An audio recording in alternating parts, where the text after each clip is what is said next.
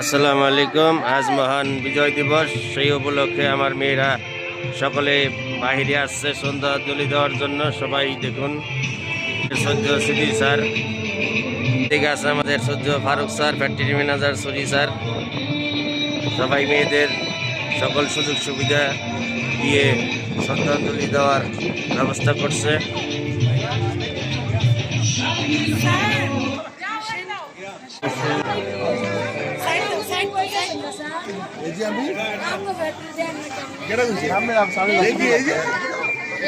सामने जाओ, ये फ्लैग फ्लैग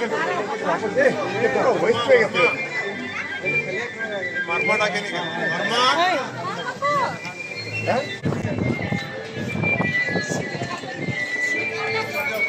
नहीं आसो रे आसो उठाओ आएगा ना। এখন পতাকা উত্তোলন করা হবে।